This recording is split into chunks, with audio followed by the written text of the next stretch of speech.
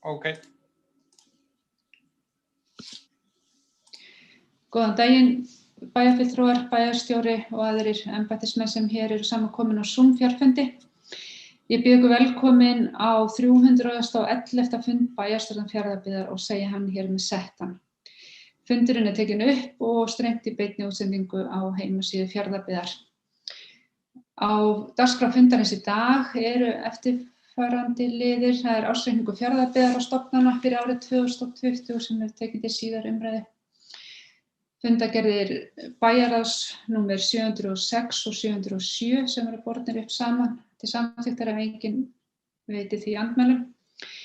Fundargerð íþrótta- og tómstundanefndar númer 86, fundargerð hafnarstjórnar númer 260, fundargerð menningar- og nýsköpunarnefndar númer 36 og fundargerð fræðslunefndar númer 97. Það eru 4 mál undir liðnum almenn mál sem eru þá liður 8, umhverfis- og loftslagsstefna Fjarðabyggðar 2020-2040 sem verður tekin til síðar umræðu. Liður 9, forvarnateymi 2021, starfsreglur. Liður 10, reglur geymslu og meðferð lyfja. Og liður 10, umsókn stofnframlag til bygginga á hagkvæmu húsnæði frá Bæjartúni íbúðafélagi HSES. Við notum spjallið sem hér til hliðar til að óska eftir því að taka til máls og bæjarfulltrúar greiði atkvæði með handaruppréttingu. Einnig ætla ég að biðja fundarmenn að hafa slökkt á hljóðinu ef ekki verið að taka til máls.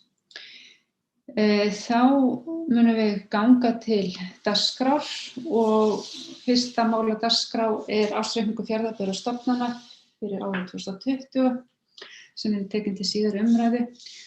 Og bæjarstjóri mun mæla fyrir ársreikningi. Gjörðu svo vel. Takk fyrir forseti, góði bæjarfulltrúar og bæjarritari sem hér eru ásamt fjármálastjóra og Sigurður kynningarfulltrúi hér í sal, þrátt fyrir að vera ennþá á fjarfundi. Hér ársreikningur kominn til síðar umræðu eins og áður sagði. Í honum hafa engar forsendur breyst frá því að hafa mælt fyrir honum hér á síðasta bæjarstjórnarfundi til fyrri umræðu. Heldur hefur hann engum breytingum tekið á milli umræðna. Rekstrartekjur áfram sveitarfélaginu á árinu námu 8.706.000.000 króna, 8.706.000.000 fyrir A- og B-hluta og rekstrartekjur A-hluta 6.073.073.000. Rekstrarniðurstaða A- og B-hluta var jákvæð sem nam 211 milljónum og þar af rekstrarniðurstaða A-hluta sem jákvæð sem nam 52. Eigið fé sveitarfélagsins í árslok var 6.083.000.000 samkvæmt efnahagsreikningi fyrir A- og B-hluta en eigið fé A-hluta 1 milljarður, rétt rúmur. Rétt að taka fram og vekja athygli á eins og var kynnt hér í fyrri umræðu og kemur fram í skýrslu áritum bæjarstjóra og bæjarstjórnar í ársreikningnum að þá samkvæmt reglum í lánasamningum okkar við Íslandsbanka þá uppfylltum við ekki fjárhagsskilyrði vegna á árinu sem leið en höfum fengið frá þeim tilkynningum að ekki verið látið á það reyna á nokkurn hátt. Það mun ekki krefjast greiðslu á árinu 2021 fyrr vegna þessa og lánið því ekki farið í heild sinni meðal skammtímaskulda. eins og verið.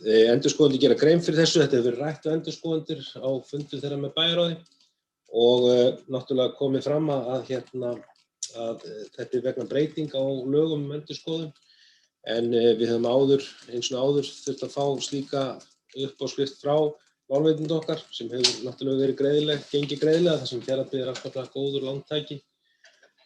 En nú þarf slíkt að liggja fyrir áramót. Við höfum jafnframt hafið bara samræður við þennan lánveitanda að þessi skilyrði fari út og það hefur gerð ráð fyrir það verði upp á framtíðina að gera, það sem ekki þörf á þeim í þessum lánasamningum okkar. Öðru leyti hefur ársreikningur ekki tekið breytingum eins og ég sagði áður og er því lagður fram til síðar umræðu óbreyttur frá fyrri umræðu. Ég er svona ekki meira það að segja frá því sem ég var fór með hér yfir í fyrri umræðu og hefur lokið máli mínu. Forseti. Takk fyrir þetta. Orðið er þá laust lið 1, ársreikning Fjarðabyggðar. Það hefur enginn Ragnar Sigurðsson, gjörðu svo vel. Forseti, bæjarstjóri og aðrir bæjarfulltrúar. Eins og ég kom fram inn í fyrri umræðu ársreiknings Fjarðabyggðar vegna ársins 2020 eru mörg varúðarmerki í rekstri sveitarfélagsins. Vissulega þar jákvætt að eins og fram hefur komið að niðurstaðan sé jákvæð 211 milljónir króna hjá samstæðunni. Það verður hins vegar að horfa til þess að niðurstaðan jákvæð í ljósi sölu eigna og vegur þar þyngst sala rafveitu Reyðarfjarðar en söluverði eigna rafveituna nam tæpum 600 milljónir króna. Þá eru ýmis önnur atriði sem ber að skoða og út frá því hvert við erum að stefna í rekstrinum. Og mikilvægt að við horfum til lengra tímabils til þess að glöggva sig á þróuninni í rekstri sveitarfélagsins.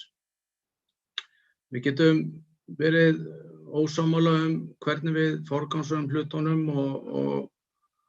og hvernig við erum að ráðstafa skatttekjunum hverju sinni. Og við getum verið ósammála lántökurnar eins og hefur nú komið fram hérna hjá okkur og við getum verið ósammála hagræðingar áform og svo framvegis. Það bara eðli stjórnmálanna en það engu að síður mikilvægt að við gerum okkur öll grein fyrir þeirri stöðu sem að og það lykilatriði að við svona sjáum mynstrið og hver þróunin svo að við getum tekið ákvarðanir sem að við gerum okkur grein fyrir að hvaða áhrif hafa inn í framtíðina. Og helstu áhyggjuefnin að mínu mati í rekstrinum það að ef við horfum til ársins 2017 þá hefur rekstrarkostnaður sveitarfélagsins aukist tæp 30% á meðan að tekjuaukningin 23%. Og þarna einfaldlega rekstrarkostnaðurinn að éta allt sem umfram upp og loðnubresturinn og COVID-19 hafa klárlega áhrif. Á því engin vafi og hefur áhrif á undanförnum 2 árum. En þó svo við tækjum þau áhrif út úr þessu mengi, þá þróunin engu að síður neikvæð.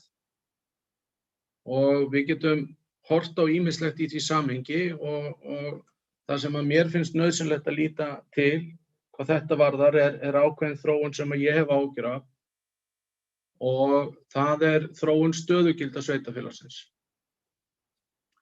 Ef við förum aftur til ársins 2010 þá sjáum við að þróunin frekar stöðug frá 2010 til 2016. Árið 2012 voru stöðugildi sveitarfélagsins 326 og breytist lítið sem ekki neitt alveg til ársins 2016 en hækkar svo árið 2017 í 352 stöðugildi og hefur síðan þá aukist 23% og samkvæmt ársreikningi núna 432 stöðugildi. Þetta eru 80 stöðugildi á 4 árum. Svipaða sögu að segja fjölgun starfsfólks, en árið 2017 störfuðu 451 starfsmaður hjá Fjarðabyggð, en í árslok 2020 514, sem 14% fjölgun. Það eru ýmsar skýringar á þessari fjölgun, til að mynda sameinustu Breiðdalshreppi og óumflýjanlega kemur starfsfólk þar inn, en það skýrir ekki þessa aukningu og ég held að það sé mikilvægt að við horfum til þessarar þróunar. Því að reksturinn, hann getur ekki borið þessa þróun áfram án þess að við förum þá í frekari lántökur eða veðjum á að sveitarfélagi fái umtalsverða tekjuaukningu. Og við þurfum því einfaldlega að bregðast við þessum vanda.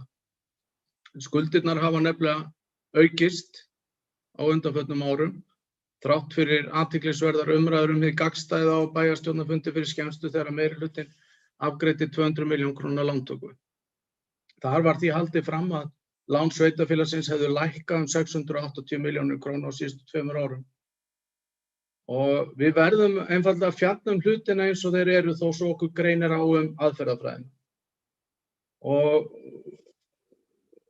við verðum þá bara að horfa á hlutina eins og þeir eru. Og heildarskuldir sveitarfélagsins og skuldbindingarnar standa í rúmum 10 milljörðum og hækka á milli ára 333 milljónir króna. Vaxtaberandi skuldir sveitarfélagsins, sem skipta öllu máli í þessu samhengi, hækka á milli ára rúmar 300 milljónir króna hjá samstæðunni. Vaxtaberandi skuldastaða A-hlutans hefur aukist 12% frá árinu 2017, 7% hjá A- og B-hluta. Ég gerir mér alveg grein fyrir því og það bara til þess að allrar sanngirni sé sko gætt að fjárfestingarnar hafa verið miklar. Það er ekki deilt. Bæði árinu 2019 og árinu 2020. Við höfum mætt þeim með sölueign og lántöku. Og það breytir samt ekki þeirri staðreynd að reksturinn er á miklu skriði óháð fjárfestingum. Og við höfum áður staðið í miklum fjárfestingum. Við höfum staðið í miklum fjárfestingum þrátt fyrir mun erfiðari rekstrarskilyrði með hærri afborgunum lána og svo framvegis. En þeim áskorunum var einfaldlega mætt með aðhaldi á árunum á undan þannig að við þyrftum ekki að fara í slíka lántökur. Og það er bara einfaldlega að mínu mati okkar skylda að við horfum á þessar staðreyndir og förum að huga að viðbragði. Og við getum alveg greint á aðferðafræðina í viðbragðinu. Okkur getur greint á hvenær tímasetning viðbragðsins á að hefjast. Okkur getur greint á ýmislegt í þessu.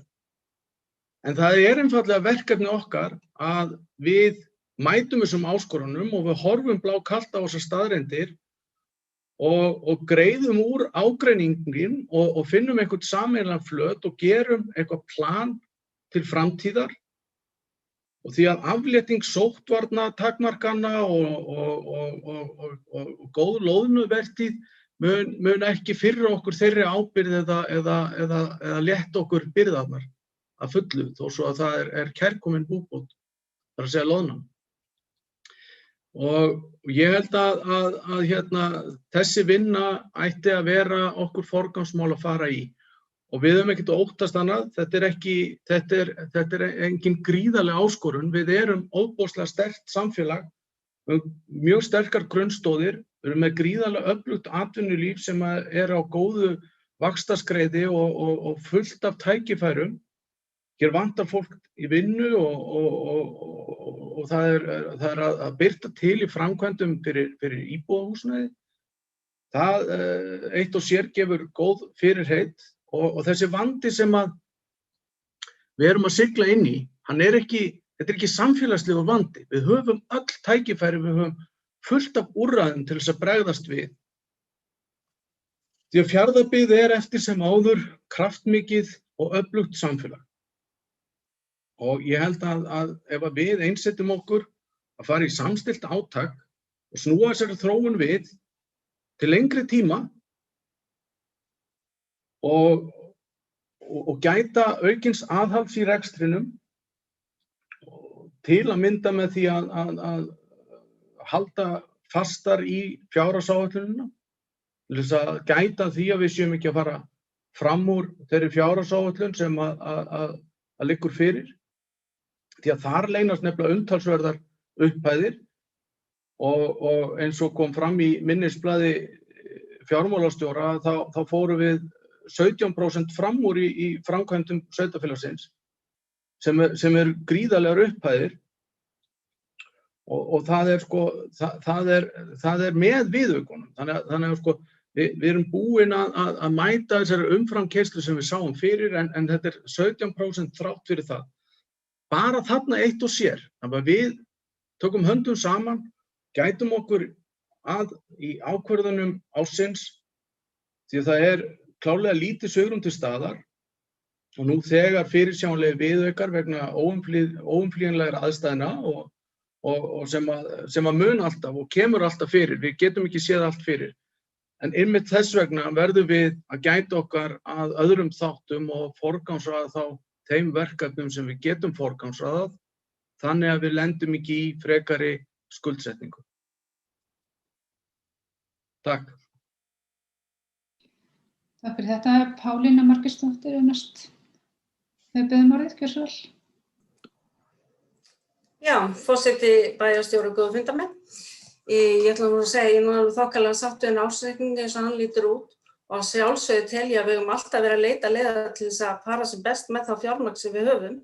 Mér langar kannski aðeins að koma inn á það á síðasta ári var mikið rætt málaflokk íþrótta og tómstundamála. Það málaflokkur eins og flestir hjá okkur sem bara vex einfaldlega og dafnar, hraðar heldur en æskilegt og voru á meðal okkar bæjarfulltrúar sem fannst það ætti nú vera lítið mála að spara í þeim málaflokkum kannski tugi, gott ef voru ekki 100 milljóna sem áttu að geta spara þar og það náttúrulega bara eins og svo oft áður, það fara ekki saman hljóð og mynd. Því að ef ég man rétt þá samþykktu allir bæjarfulltrúar byggingu nýs íþróttahúss á Reyðarfirði sem samt og það var vitað að það væri kostnaðarliður upp á alltaf 60 milljónir á ári til aukningar fyrir þennan málaflokk. Þannig að já, það fer ekki saman alltaf hljóð og mynd en ég hef sagt áður og það svo skoðun mín og hún hefur ekkert breyst að við erum í ýmsum hagræðingar aðgerðum í þeim málaflokki en það langhlaupin ekki spretthlaup. Og það í fyrsta lagi fer að sjá eitthvað á því bara seint á þessu ári og á því næsta. Takk.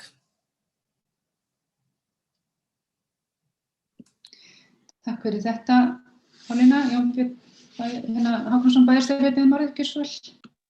Já, takk forseti. Góða bæjarfulltrúar, kannski aðeins fram að þessu. Ég alveg sammála því sem við komum fram og það auðvitað, ég held að séum nú öll bæjarfulltrúar sammála það mjög nauðsynlegt að halda mjög þétt út á rekstri Fjarðabyggðar. Og það jafnlega þetta mjög nauðsynlegt að halda hafa mjög góða yfirsýn yfir fjárfestingar sveitarfélagsins. Þær hafa verið miklar á síðustu árum og svo sem í gegnum tíðina við erum búin að miklum fjárfestingafasa mörguleyti í Fjarðabyggð frá því að hún sú fyrsta var sett á laggirnar.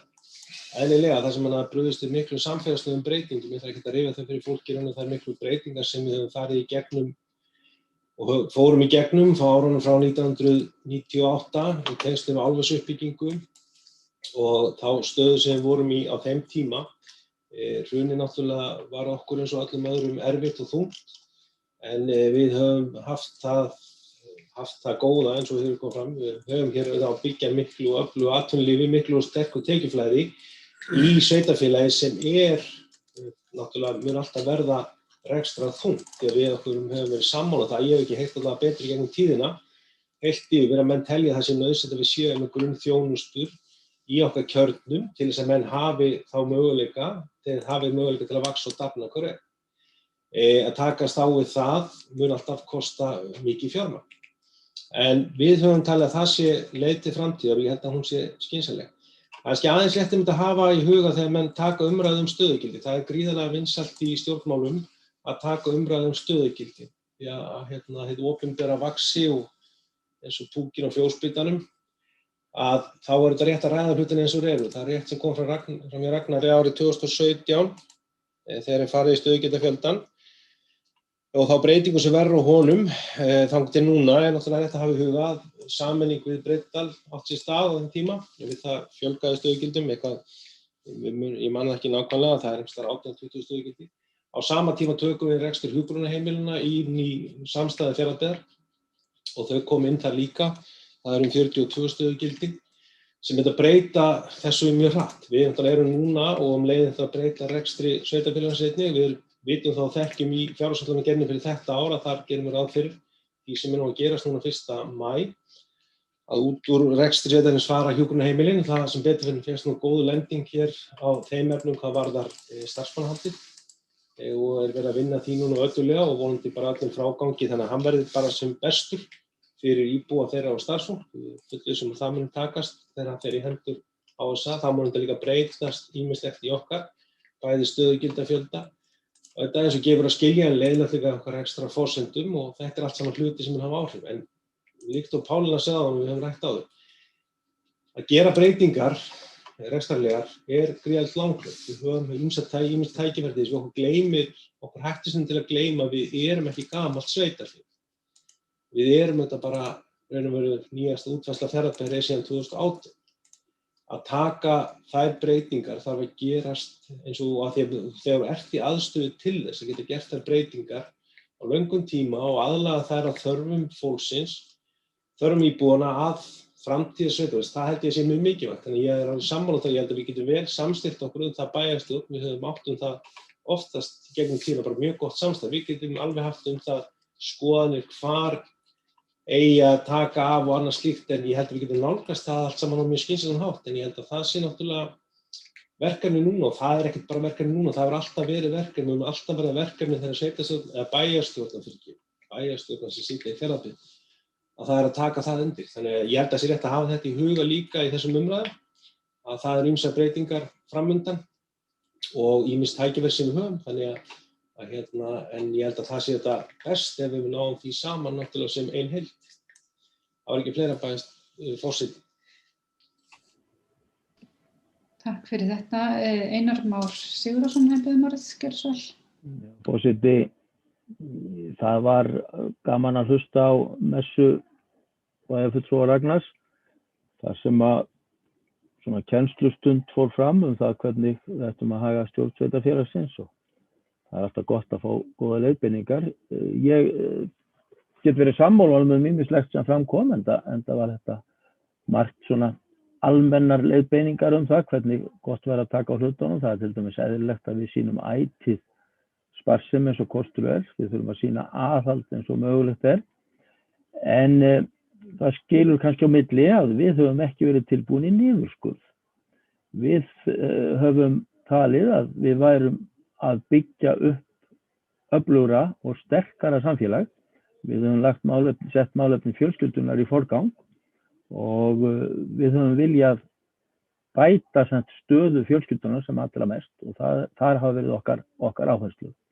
Bæjarstjóri fór ágætlega yfir talnaleikinn, hvað var þar stöðugildin og þetta svona hefðbundin fræði þegar að menn að reyna sá svona efasemdum í ýmsar áttir að taka samanburð sem hentar þeirra málflutningi hverju sinni. Ég ætla nú ekki að endurtaka umræðuna skuldaaukningu og svo framvegis. Ég bara stend við þær tölur sem framfóru á bæjarstjórnarfundi þegar það var rætt. Það er sama svo sem eins og við þekkjum að ef menn hafa tekið trú, þá er oft erfitt að eiga við og þá skipta staðreyndir oft ekki öllu máli. Heldur er það trúin sem að ræður frekar. En burtséð frá því, þá held ég að við getum alveg sammælst það og ef við leggjumst öll á árar við að bæta rekstur okkar, þá er alveg klárt mál að við getum það. Ég get tekið sérstaklega undir með bæjarfulltrúa Ragnari að fjárhagsáætlun þetta plagg sem við eigum að taka mjög alvarlega. Ég vek eins og athygli á því að ég man ekki eftir ágreiningi það þegar að menn hafa verið að taka hliðarbeygjur út frá fjárhagsáætlunni og auðvitað geta aðstæður alltaf verið þannig að það þurfa að gera það. Ég kannast ekki við að það hefur verið mikill ágreiningur þá hluti í bæjarstjórninni. Nú varðandi það að við sýnum viðspyrnu og við þurfum að huga að viðbragði, eins og það var orðað, þá get ég nú svo á að við séum með framkvæmdastjórnina það segja bæjarráðið, sem ég trúi og veit að stöðugt að horfa til þess að sína viðbrögð og ég veit ekki betur en viðkomandi bæjarfulltrúi sitji þar, þannig að hann hefur fulla möguleika á því að koma með góðar hugmyndir og benda á það sem betur má fara og eins og ég sagði áðan, það held ég að ef við erum öll á þeirri sömu leið, þá hljótum við að geta bætt því að þó að hlutir séu góðir, þá er ekkert fullkomið. Þannig að það er alveg örugglega hægt að bæta ýmislegt. En svo bara að lokum varðandi þessi ágætu ræðu bæjarfulltrúans þá minnti hún nú frekar svona á umræðu fjárhagsáætlun og þannig að ég vil benda bæjarfulltrúa á það að þetta var ágætur inngangur af því þegar við ræðum fjárhagsáætlun þá getum við haldið þessu áfram því að það er það sem skiptir meginmáli ársreikningurinn er að fjalla fortíð þar sem liðið og við getum nýtt okkur það að sjálfsögðu þegar við horfum til framtíðar, þegar við förum í fjárhagsáætlunumræðuna, þannig að þessi góði hugur sem að augljóslega fylgdi máli bæjarfulltrúans. Við vonum að það fylgi okkur inn í fjárhagsáætlunina og geri hana enn betri en áður hefur verið. Og þannig vil ég ljúka máli mínu á hennum jákvæðu nótum og með óskum aukna samstöðu sem að mér hefur þótt á skorta á stundum hjá sumum bæjarfulltrúum. Takk fyrir þetta. Ragnar Sigurðsson hefur vorið skjörsal. Takk fyrir. Ég man bara ekki til þess að Einar Már hafi verið sammála svona mörgur sem að ég kom inn á, þannig að ég gerir ráð fyrir að ég muni kannski bara endurtaka þessa ræðu við fjárhagsáætlun næsta árs. Ég var hins vegar hvergi að hagræða tímabili sem ég var að taka og ég passaði mig einmitt á því að geta þess að við höfum tekið inn Breiðdalshrepp á ákveðnum tímapunkti og við það fjölga stöðugildum. Ég var ekki að segja hvergi að við hefðum farið glannalega fram í ráðningum eða neitt slíkt. Ég var eingöngu að benda á staðreyndir. Hvort sem að við tökum inn einhverja ákveðna þætti sem að verða til aukningar, þá breytir það ekki þessari þróun sem að við verðum bara einfaldlega að horfast í augu við. Að við erum að stækka umfram það sem að tekjuaukningin ber. Og megnið af ræðunni þá var ég bara að fara yfir ákveðnar staðreyndir í rekstrinum og hún var tiltölulega ádeilulítil á störf meirihlutans. Þetta var einfaldlega upptalning á staðreyndum.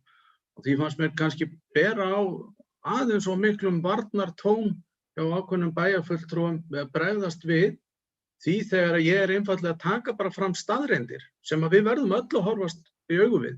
Og ég tók nota bene staðreyndir sem að ná umfram þann tíma sem núverandi meirihluti hefur verið. Þannig að menn þurfi ekki að vera í einhverjum smjörklípu aðferðum eins og sumir voru nú gjarnir til þess að kalla aðra stjórnmálamenn þegar þeir voru að reyna að afvegaleiða umræðuna.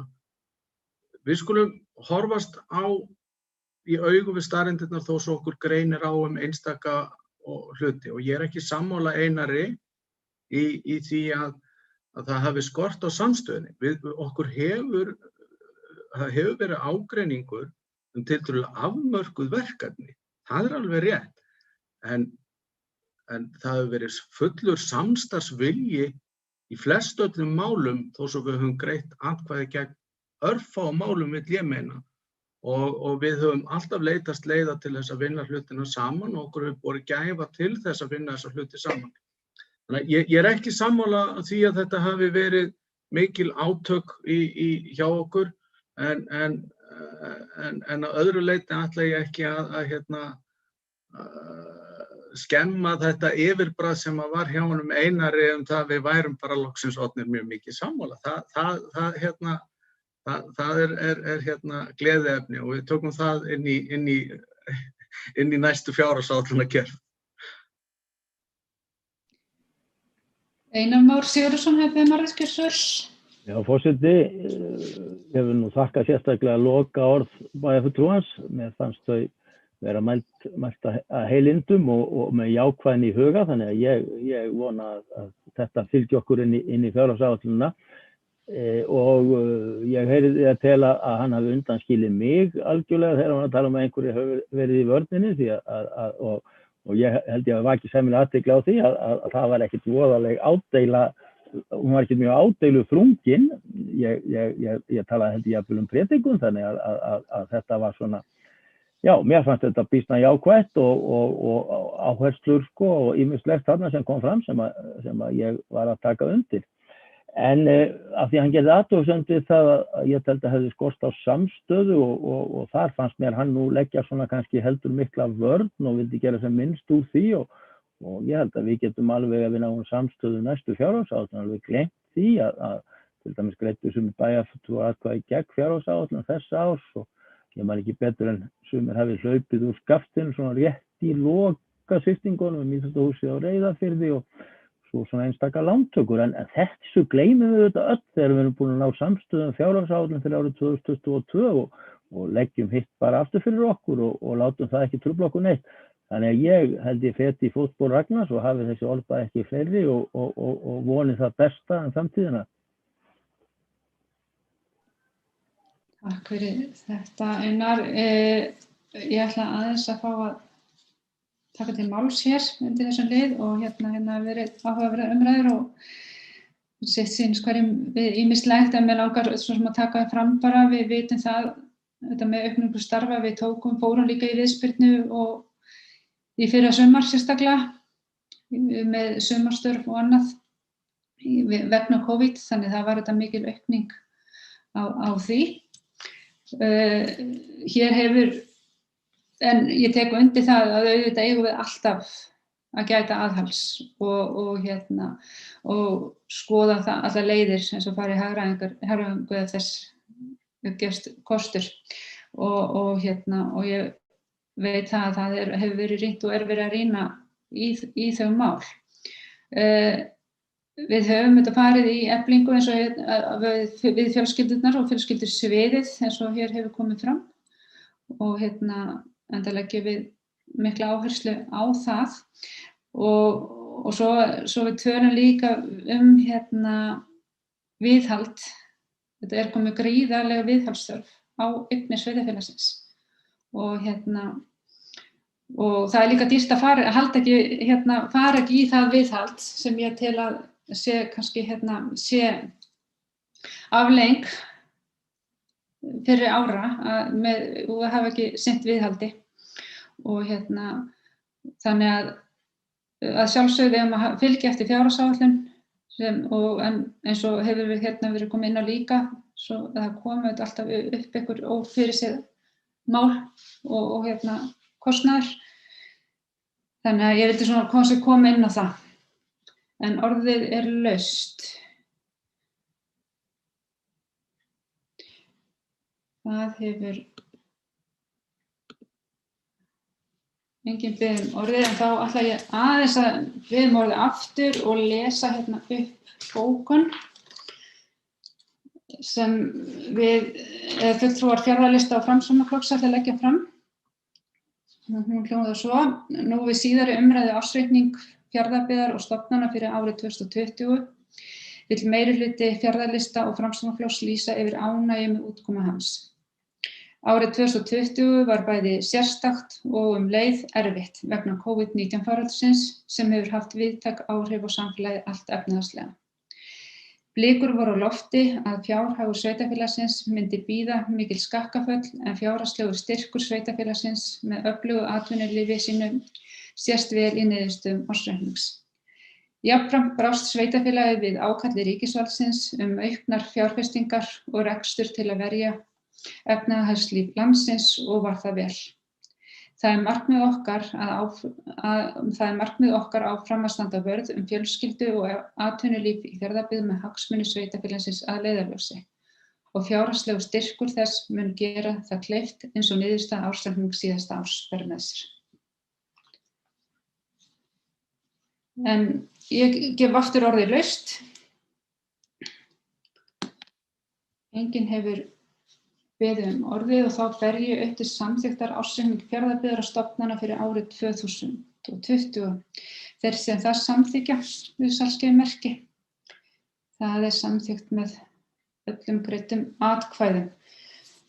Og núna ætla ég að biðja, ef kannski taka fram að fulltrúi Miðflokksins ekki mættur á fund og hefur ekki boðað forföll, þannig að þetta eru sem sagt 8 atkvæði sem eru bak við þessa samþykkt. Núna munum við gera fundarhlé þar sem að ársreikningur verður undirritaður hér með rafrænum hætti. Þannig að ég bið bæjarfulltrúa að þá geti tekið mynd og hljóð af og svo komum við hérna inn aftur þegar því lokið.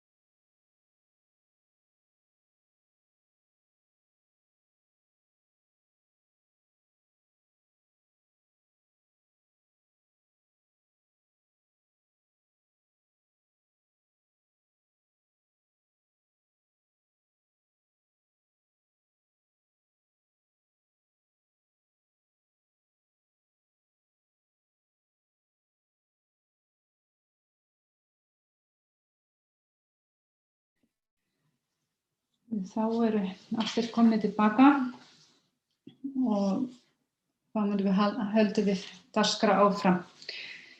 Næsta dagskrá er fundargerðir bæjarráðs númer 706 og 707 sem eru teknar hérna saman til umræðu og sem til samþykktar og ef enginn veitir því andmælum. Orðið þá laust fundargerðir bæjarráðs. Sigurður Ólafsson, formaður bæjarráðs, biður orðið skjörsvel.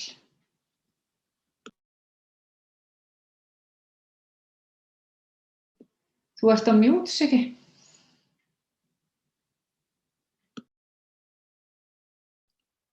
Það hlaut að koma að því að maður klikkaði á þessu.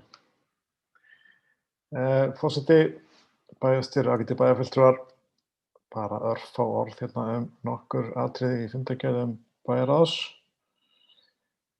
Fyrst úr fundargerð 706, það íþróttahúsið á Reyðarfirði.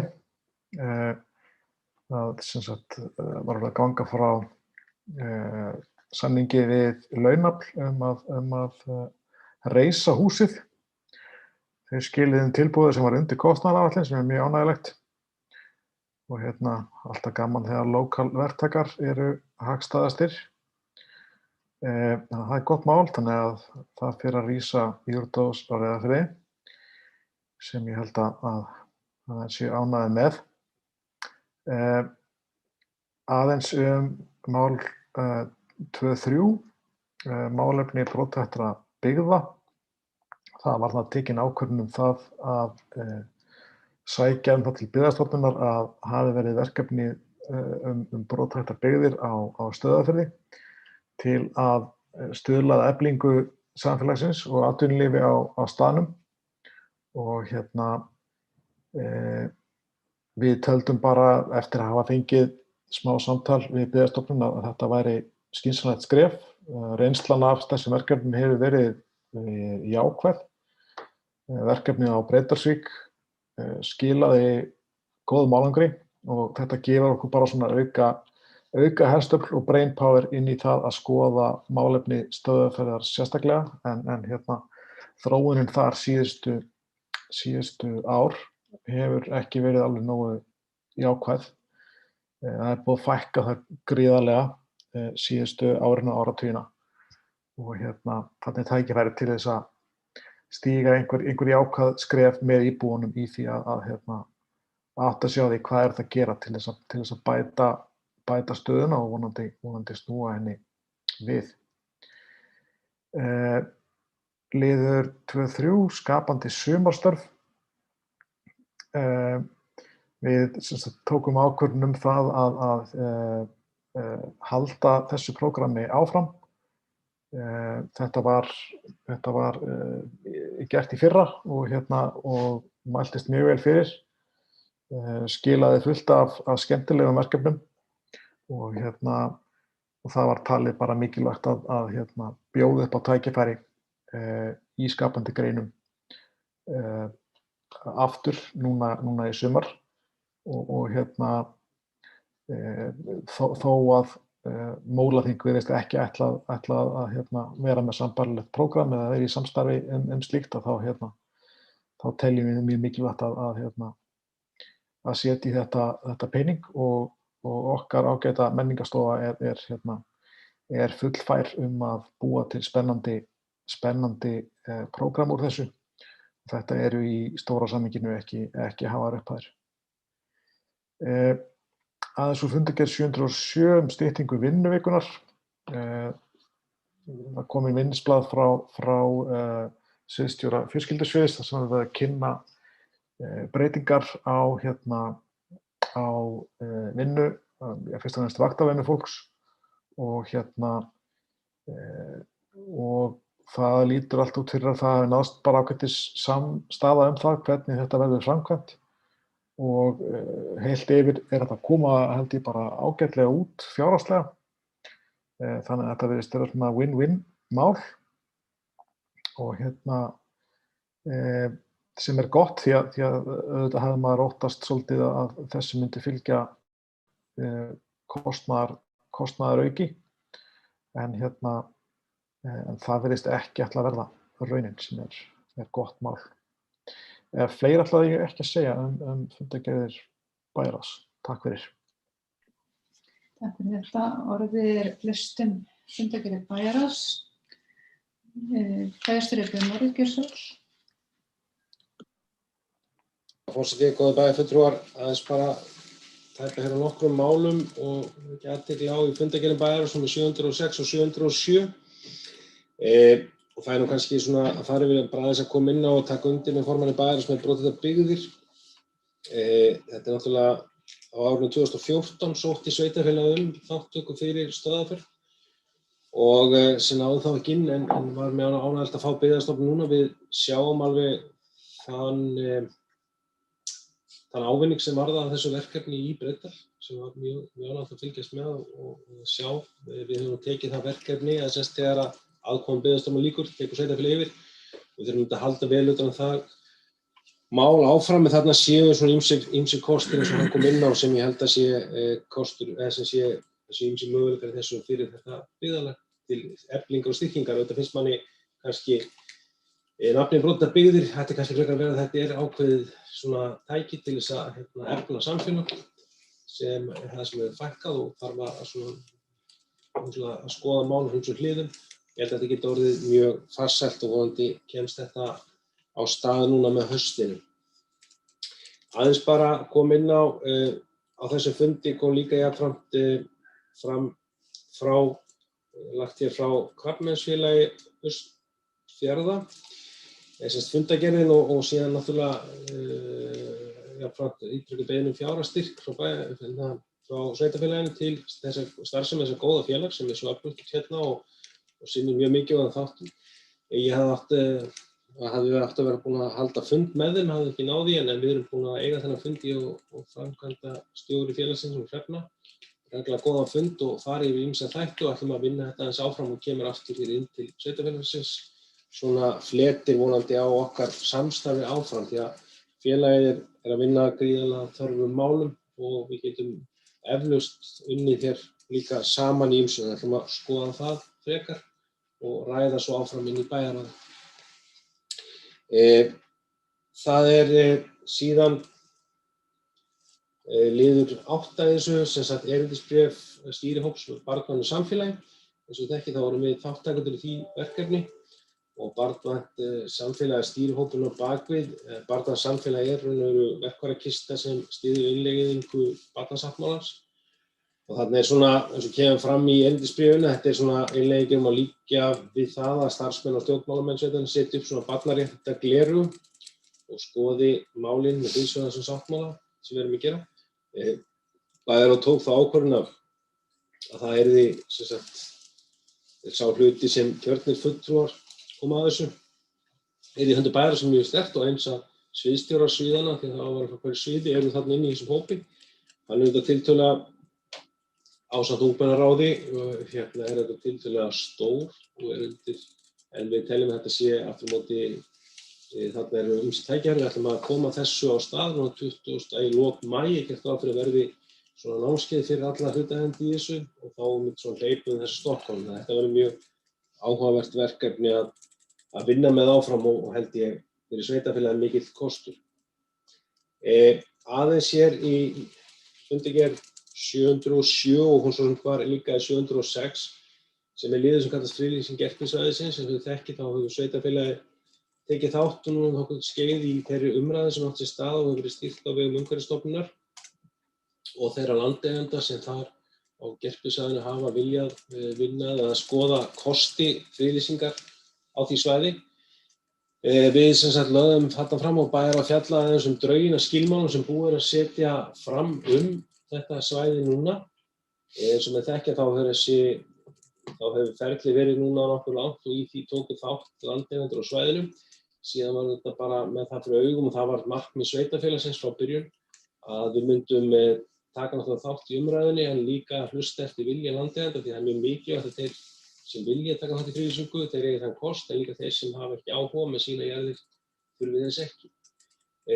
Það hefur svona komið núna, drög og í þessu minnisblaði svona mynd af þeim svæðinu eins og það lítur þá út núna. Með við það að ákveðin hluti bara jarða að eigandi þeirra taldi hagsýnum ekki borgið þarna sem var bara eðlileg skoðun og bara mjög virðingarverð og eru þá lausir undan því að taka þátt í þessu umræðu þegar jarðin náttúrulega utan þess að þeirra það landsvæði og síðan þetta ákveðin hluti landeigandans sem vill vinna að friðlýsingu áfram ásamt því náttúrulega ríkið hefur lýst því yfir að þeim muni friðlýsa jarðir sem þeir eiga á svæðinu og leggja inn í þessa vinnu. Að þeim núna í þessari umgjörð eins og núna þá það bara jörðin Borgir sem sunnan megin í Norðfirði sem sveitafélag á og þannig að það kemur svona samfell á svæði sem þá yfir, má segja, Norðfjarðarflóann og svo yfir á Helgustaði og síðan þarna utan Krossanes sem einnig í eigu ríkisins og inn í þessu og Seley sem í okkar eigu. Þannig að þarna komin sá mynd, það hefur verið mjög góð þátttaka í þessum starfshópi eða þessum samstarfsvettvangi og góðar umræður. Þarna gafst bara tækifæri á að vega og meta kosti eins og galla halda áfram og eins og kemur fram að þá hluti náttúrulega sem hefur kosið að gera það ekki og sjálfsagt og eðlilegt að það sé þannig en svo annar hluti sem vill vera þarna áfram inni. Og það svona tel ég að við höfum náð megin markmiðum okkar að því leyti til að þetta væri mjög frjálst val þegar það náttúrulega lykilatriði sem við að menn séu þær sáttir sem að henni standa. Þarna komin sem sagt drög að skilmálum í þeim sem búið að fara mjög vandlega yfir og reyna að gera grein fyrir þeim notum sem eru á svæðinu núna og þau haldist óbreytt. Þannig að ekki sé breytingu að ræða, það er verið að horfa á friðunarflokkinn landslagsverndarsvæði í þessu tilfelli á þessu svæði og verður auglýst með það fyrir augum. Það er undir í því að þarna áfram tryggð bæði veiði, beit og annað slíkt sem ekki á að koma til þetta breyting á. Og nú hefst sem sagt þá eftir að bæjarans staðfesti skilmálum og þeir eru búin að fara hér í gegn í dag í bæjarstjórn, þá hefst auglýsingaferill. Þetta er ekki endanlegi skilmálar. Auglýsingaferill 3 mánuðir. Á þeim tíma gefst öllum tækifæri að koma athugasemdum á framfæri ef einhverjir eru og svo framvegis og til þeirra verða að taka svo tillit til og fara yfir. Þannig að hér verður áfram skilmálum í drögum, þangað það liggur fyrir. Verði það svo niðurstaða úr því, þá farið í þessa friðlýsingu. Þannig að þetta svona, við erum á svona ákveðnu stað í þessu ferli.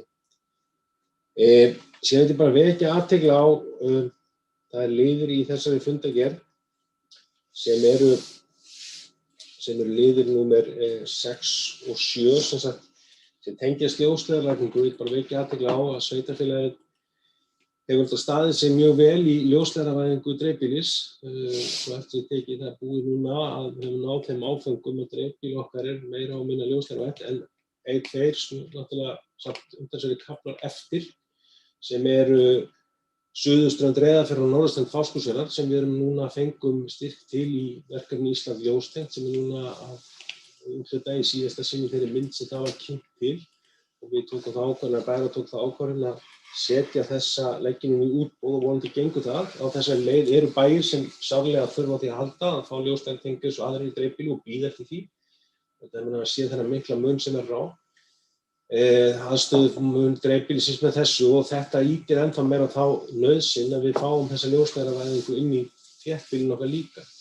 Í sannlega hafa markaðslegum forsendurnar ekki gengið eftir sem skyldi og það er mjög brýnt að við höldum því mjög á lofti að það þarf að koma til þar einhvers konar inngrip þannig að slíkt geti átt sér stað hér sem fyrst. Því að þetta er algjör nauðsyn þess að þetta samfélag eins og önnur samfélag á landsbyggðinni nái að þróast að þetta gagnaflutningskerfi orðið jafn mikilvægt og vegakerfi.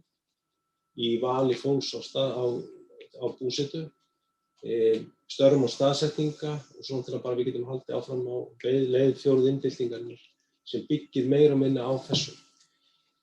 Jafnframt var svona framkvæmdi við lagningu ljósleiðara í Breiðdalsloki sem hafa gríðarlega stórt og viðamikið verkefni sem sveitarfélagið kom að með mjög myndarlegum hætti og til að ljúka því og nú munum við skoða það að það kerfi verði búið til sölu og farið í þann farveg núna þegar það er komið því að við svo sem erum ekki kannski það er ekki það er ekki kjörsvið sveitarfélag að reka ljósleiðarakerfi betur höndum að komið en þegar þessum áfanga er lokið þá getum við fara að horfa til þess.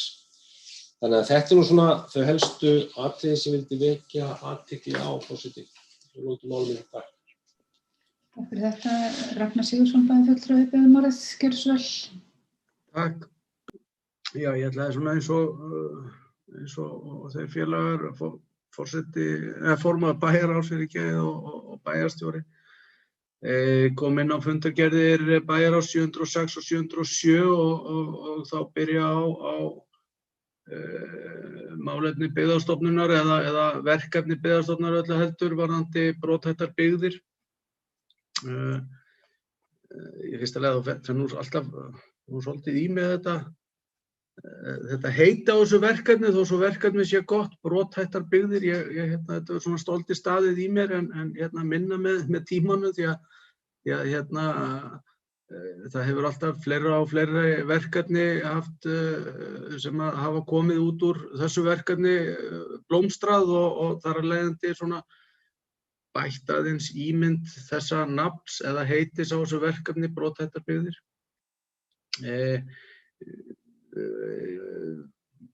Það er auðvitað, þetta verkefni er auðvitað þannig uppsett að það treystir á íbúa hvers byggðarkjarna að þeir taki þessu verkefni fagnandi og vinni með byggðastofnun og þeim fulltrúum sem að þessu koma í því að sækja í verkefni og láta nýta sér það til fulls eins og Breiðdælingar gerðu svo skemmtilega og margt sem kom svo jákvætt út úr því. Því það hefur ekkert alltaf verið þannig að verkefni brothættar byggðir hafa leitt eitthvað svona af sér eins og gerði í Breiðdalsvík.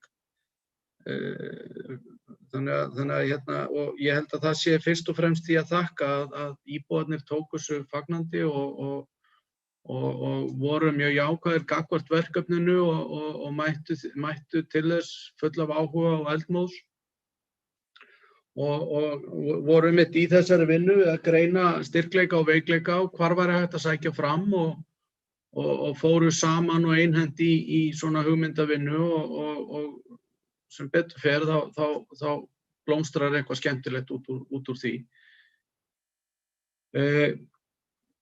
Ég ætlaði síðan aðeins að koma inn á friðlýsinguna á Gerpisvæðinu. Ég tek þetta undir bara það sem að Jón Björn kom inn á. Friðlýsingin fór af stað með mjög jákvæðum hætti og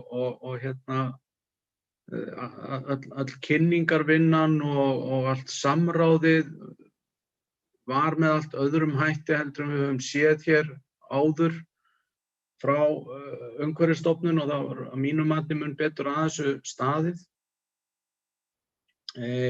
Svo eins og hefur núna undanförnu komið bakslag í þetta verkefni.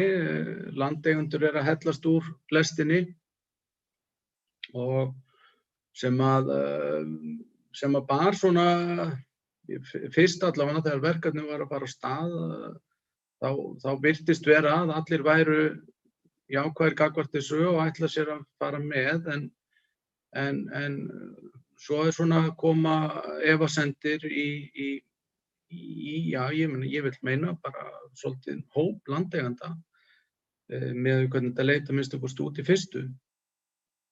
Og ég velti svolítið fyrir mér svona þessu heildar yfirbragði á friðlýsingar áformunum þegar að þessir landeigendur að hellast úr lestinni og ég svona bara hvet þá aðila sem og aðra að taka bara þátt í að kynna sér þetta áfram og taka þátt í umsagnaferlinu.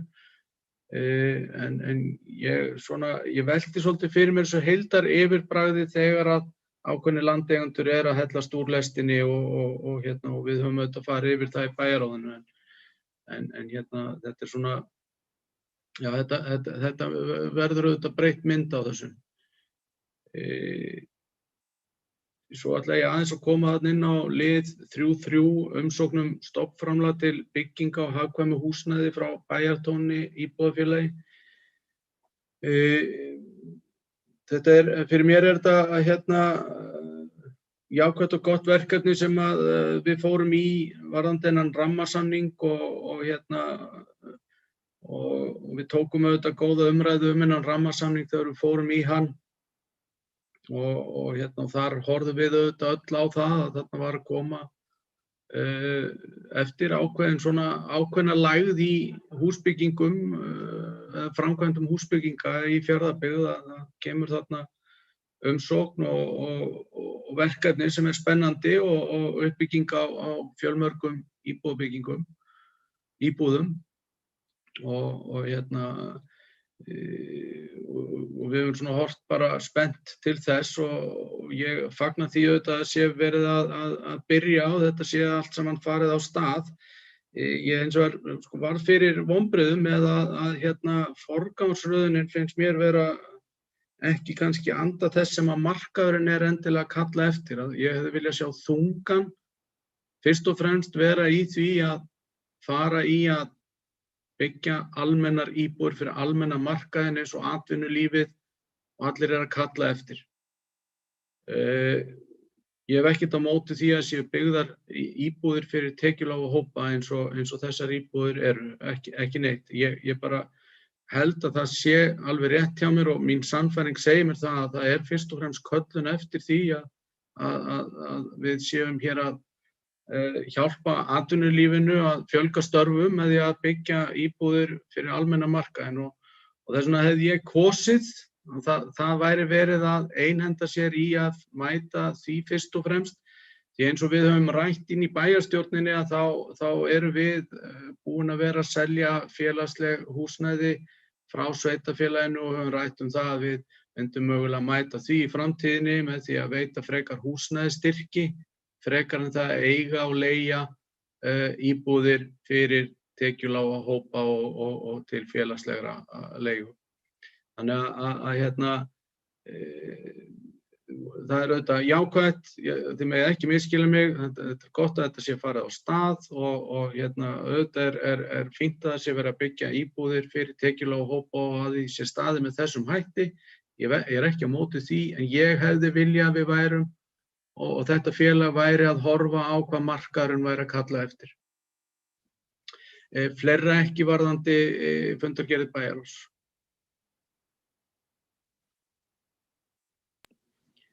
Takk fyrir þetta. Orðið laust fundargerð bæjarráðs.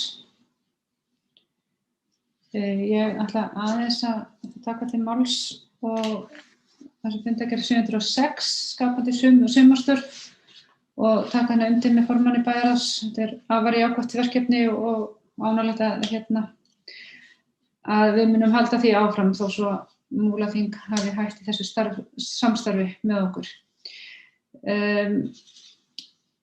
Sambandi við það sem Jón Björn og Ragnar Sigurðsson, bæjarstjóri og bæjarfulltrúar komu inn á friðlýsingu Gerpisvæðis. Og eins og kom fram verið samþykkja að auglýsingaskilmálana að þeir fari í auglýsingu og það auðvitað eins og var alveg frá upphafi þessa verkefnis rætt að það var öllum boðið að koma og taka þátt í þessari vinnu og engin kvöð eða það voru allir velkomnir og taka svo bara sína ákvörðun og landeigendur auðvitað voru alveg meðvitaðir það sem ég held sem mjög jákvætt hvað margir tóku strax þátt í þessari vinnu og ég tek undir það að fólk væri duglegt að fara yfir þessi gögn og koma þá með athugasemdir og ábendingar áður en þetta verður svo tekið fyrir aftur. Liður 3.3 sem verður nú tekið fyrir aftur og eftir undir almenn mál. Það sem sagt umsókn stofnframlagt byggingu á hagkvæmu húsnæði. Og ég skal ekki misskilja, hann bað fulltrúi Ragnar Sigurðsson og hann var ekki misskildur en í sambandi að hann myndi ekki vilja fara þessa leið en hérna þetta verið að verktakar að fara af stað að byggja íbúðir fyrir almenna markað sem gríðarlega jákvætt og sem segir okkur það að það sé þá markaður fyrir því líka og við höfum verið í samskiptum og þá í samvinnu og stuðning þar. En mín skoðun er að þetta mjög mikilvægt að við styðja við þennan hóp sem tekjulega hóp sem hefur jafnvel ekki þetta val og mun ekki þá hafa þetta val að fara inn á þennan almenna markað. Og ég er mjög sátt við þetta skref sem við erum að taka hérna núna. En ekki meira frá mér í bili, þannig orðið er laust fundargerð bæjarráðs. Það hefur enginn beðið orðið, þannig að ég ber það upp fundargerð bæjarráðs með 706 og 707 til samþykktar og þeir sem það samþykkja með sjálfsgefimerki. Það er samþykkt með 8 greiddum atkvæðum.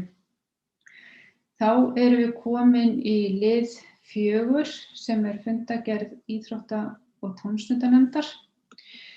Númer 86 og ég vek athygli á vanhæfi mínu undir lið 11 í þessari fundargerð, þar sem við sitjum í stjórn félags sem snýr að þessum lið og mun víkja fundi undir þeim lið og Einar Már Sigurðsson, fyrsti varaforseti, tekur þá við stjórn fundarins á meðan. Ég legg einnig til að fyrsti liður í fundargerðinni, breyting á reglugerð kjör íþróttamann ársins 2020, verði vísað til afgreiðslu tilbaka til afgreiðslu bæjarráðs, þar sem reglurnar hafa ekki fengið formlega staðfestingu bæjarráðs. Og hreyfir ykkur andmælum við þessu? Svo virðist ekki vera og þá verður fundargerðin afgreidd á þennan hátt. Þá ber ég upp fundargerð íþrótta- og tómstundanefndar hérna til umræðu að undanskildum liðum 1 og 11. Orðið er laust þá fundargerð og Pálína Margeirsdóttir hefur beðið orðið, gjörðu svo vel.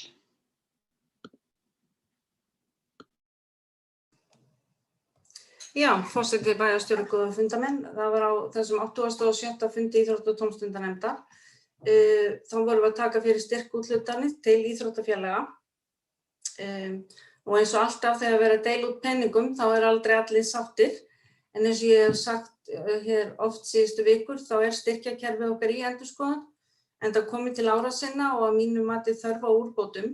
Það hefur mikið bæst við nýjum félögum bæði á þessu ári og undanfarin ár og jafnvel deildir innan félaga og þetta mikið af félögum og deildum sem að gera mjög flotta hluti og það alveg hægt að segja að það halli á þau í þessu núverandi kerfi.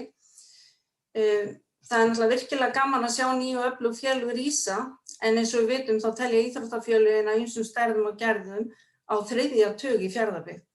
Svo það má kannski segja að okkur vant ekki fleiri félög. En ég ger mér nú vonir það að samvinna þvert og kjarna á milli félaga eigi eftir að aukast til muna á næstu árum og þá til dæmis ég að tala í sambandi við þjálfara, aðstöðu og þess háttar. Og ég held að við gerum okkur öll grein fyrir að það ekki börnin okkar sem standi í vegi fyrir þessari samvinnu. Það við fullorðnu fólki sem stjórnum og ráðum sem erum svolítið föst í einhverjum boxum. En eins og ég segi, vinna nefndarinnar stendur yfir og við gerum okkur vonir að geta lagt nýja reglur fyrir ekki seinna en í haust. Þannig að öll félög og öllum verði ljóst bara í haust hvaða reglur komi til með að taka gildi næstu áramót. Takk. Takk fyrir þetta, Pálína. Orðið er laust fundargerð íþrótta- og tómstundanefndar. Það hefur enginn beðið orðið og þá ber ég upp fundargerðina til samþykktar að undanskildum lið 1 og 11. Og þeir sem hana samþykkja þessa skeðmerki er samþykkt með öllum greiddum atkvæðum. Þá ætla ég að biðja fyrsta varaforseta, Einar Már Sigurðsson, að taka við stjórn fundarins og ég mun víkja á fundi að meðan. Við bæjarfulltrúar þá tökum við fyrir 11. lið í fundargerð íþrótta- og tómstundanefndar. Orðið er laust 11. lið. Enginn hefur beðið orðið. Þá ber ég 11. lið upp til atkvæða. Þeir sem samþykkja 11. lið fundargerðarinnar gefi vinsamlegast. Samþykkt með samhljóða með 7 atkvæðum þar sem einn bæjarfulltrúi var ekki mættur og annar hefur þurft að víkja vegna vanhæfis. Og gef ég þá forseta aftur stjórn fundarins.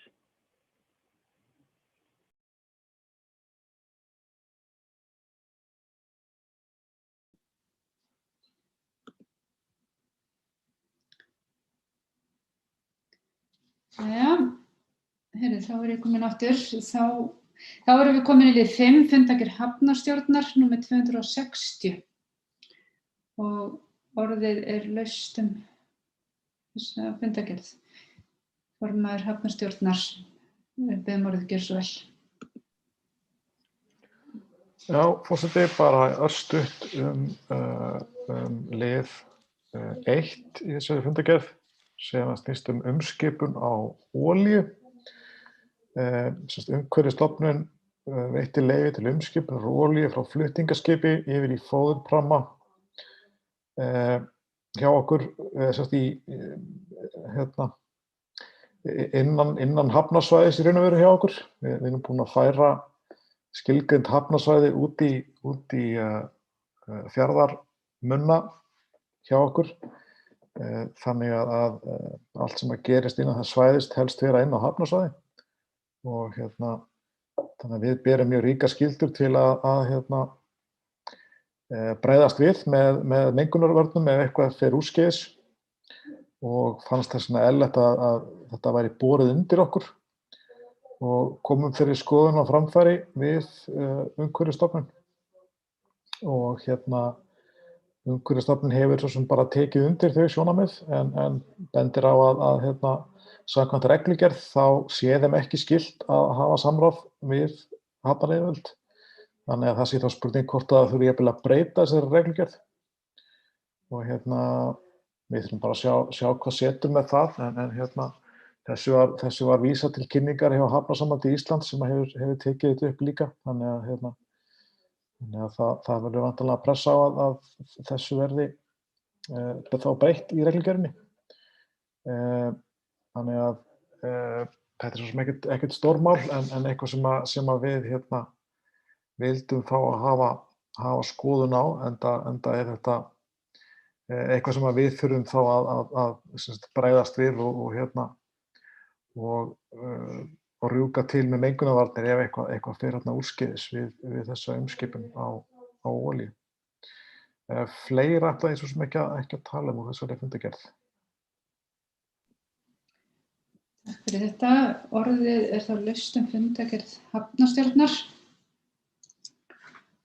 og það hefur enginn beðið orðið þannig að ég ber fundargerð hafnarstjórnar upp til samþykktar og þeir sem hana samþykkja verið skefmerki. Hún samþykkt með öllum greiddum atkvæðum. Næst liður 6, fundargerð menningar- og nýsköpunarnefndar númer 36 og orðið laust þessa fundargerð. Enginn hefur beðið orðið og þá ber ég þessu fundargerð menningar- og nýsköpunarnefndar upp til samþykktar. Þeir sem hana samþykkja fyrir vinsælskeðmerki. Hún samþykkt með öllum greiddum atkvæðum. Það komin fundargerð fræðslunefndar númer 97 og aftur vekja athygli á vanhæfi mínu þar undir lið 2. Það að sama þar sem ég sit í stjórn félags sem snýr þessu lið og Einar Már Sigurðsson, fyrsti varaforseti mun taka þá við stjórn fundarins þess sá liður verður tekin fyrir eftir. En orðið laust fundargerð bæjarráðs fyrir utan lið 2. Enginn hefur beðið orðið og þá ber ég fundargerðina undanskilin lið 2 upp til samþykktar sem hann samþykkja. Samþykkt með öllum greiddum atkvæðum. Og þá mun ég víkja fundi og biðja fyrsta varaforseta að taka við. Já, þá tökum við fyrir annan lið í fundargerð fræðslunefndar og orðið laust. Það engin hvart til hljóðs, þannig að ég ber annan lið fundargerðarinnar þá upp til atkvæða þar sem henni eru samþykkir eins og skefimerki. Annar liður dagskrár samþykktur samhljóða með öllum greiddum atkvæðum og gef ég þá forseta aftur stjórn fundarins. Þá erum við komin í liðin almenn mál og fyrsta dagskrá liður þá 8 sem umhverfis- og loftslagsstefna Fjarðabyggðar sem tekin til síðari umræðu og ég mun mæla fyrir stefnunni. Umhverfis- og loftslagsstefna Fjarðabyggðar núna lögð fram til síðari umræðu í bæjarstjórn. Að ræða nýja stefnu sem gildir til ársins 2040. Í umhverfis- og loftslagsstefnu Fjarðabyggðar eru heimsmarkmið Sameinuðu þjóðanna sjálfbæra þróun höfð að leiðarljósi sem og lög loftslagsmál sem áskilja sveitarfélög marki sér loftslagsstefnu. Allar ákvarðanatökur og framkvæmdir, rekstur og innkaup sem önnur starfsemi sveitarfélagsins mun taka mið af heimsmarkmiðunum og sjálfbærni. Sveitarfélagið getur einnig haft margvísleg áhrif á það sem aðrir gera, til dæmis með fræðslu og hvatningu. Á sama hátt og heimsmarkmið Sameinuðu þjóðanna eru sveitarstjórnum gagnleg áskorun og hvatning til góðra verka. Með sjálfbæra þróun sem markmið verið að leggja áherslu á að virða náttúrufar og varðveislu umhverfis eins og kostur er. Ekki verið dregið úr möguleikum komandi kynslóða til að mæta þörfum sínum en Fjarðabyggð kraftmikið sveitarfélag þar sem með iðnað þar sem landnýting stór þáttur í uppbyggingu innviða. Umhverfisstefnunni ætlað að mæta þörfum atvinnuuppbyggingar út frá sjálfbærni og virðingu við náttúru. Mikilvægt að fyrirtæki og einstaklingar tileinki sér sjálfbæra nálgun í sínum störfum og daglega lífi. Sveitarfélagið sem stjórnvald hefur mikil áhrif á það hvernig gengið náttúru og auðlindir í sveitarfélaginu þar sem eðlilegt að umhverfissjónarmið séu í fyrirrúmi samanber markmiðsákvæði skipulagslaga. Sveitarfélagið getur einnig haft margvísleg áhrif á það sem aðrir gera. Eins og við erum búin með hvatningu og fræðslu eins og hefur komið fram. En núna leggjum við hana fram til stefnuna til síðari umræðu og orðið laust. Það hefur enginn beðið orðið, ég ætla aðeins að Einar Már Sigurðarson, gjörðu svo vel. Forseti, bara örfá orð, bara þakka þá vinnu sem þetta hefur átt sér stað. Þetta mikilvægt mál sem búið að vera nokkuð lengi í kerfinu hjá okkur í vinnslu eins og eðlilegt með svona stóra og mikla stefnu sem var alveg bráðnauðsynlegt að koma á. Þarna bíða okkar mikil verkefni og ekki síður annara og taka sérstaklega undir það sem framkom hjá forseta varðandi það að mikilvægt að vera hvetjandi og standa því að menn taki höndum saman í sveitarfélaginu, ýmsir aðilar, bæði fyrirtæki og eðlilega okkar stofnanir. Þannig að við náum mikilvægum og markverðum skrefum sem verða augljós öllum sem hér fara og koma að málum. En á aftur kæra þakki fyrir góða vinnu. Takk fyrir þetta. Ég ætla líka aðeins að taka til máls og bara lýsa yfir ánægju minni með þessa stefnu. Ég tel hana raunhæfa og metnaðarfulla og mikilvægt verkfæri fyrir samfélagið okkar núna og til framtíðar. Ég sannfærð að áhrifin mun vera til góðs fyrir okkur og komandi kynslóðir. Ég vil líka taka undir með Einari, ég vil þakka sérstaklega umhverfisstjóra og öðrum starfsmönnum, nefndarfólki og íbúum og hagaðilum og kjörnum fulltrúum sem koma að gerð þessari stefnu. En orðið laust. Það hefur enginn beðið orðið, þannig ég ber eftir samþykktar umhverfis- og loftslagsstefnu Fjarðabyggðar 2020 til 2040. Þessi mánu samþykkja merki. Hún samþykkt með öllum greiddum atkvæðum. Þá erum við komin í lið 9, forvarnateymi 2020. Ég mun mæla fyrir starfsreglum forvarnateymis Fjarðabyggðar. Stjórnandi forvarna og stuðningsmála verður formaður teymisins en auk hans sitji í teyminu forstöðumaður tómstunda- og frístundamála, stjórnandi félagsþjónustu og barnaverndar, fulltrúi grunnskóla, leikskóla og félagsmiðstöðva, fulltrúar þjónustuveitenda á vegum ríkisins koma frá lögreglu, Heilbrigðisstofnun Austurlands og Verkmenntaskóla Austurlands. Hlutverk forvarnateymis Fjarðabyggðar að fylgjast almennt með málum tengdum börnum og unglingum í Fjarðabyggð, safna upplýsingum, veita stuðning og samræma aðgerðir, meðal annars með að fylgjast með hópamyndun meðal unglinga og nálgast það áður en vandamál og alvarlegir árekstrar í samfélagið kemur. Í teyminu verður yfirsýn yfir meðferðar- og uppeldisúrræði sem til staðar í sveitarfélaginu og víðar. Helstu verkefni forvarnateymisins að kryfja niðurstöður rannsókna á högum ungs fólks og gera tillögur til úrbóta.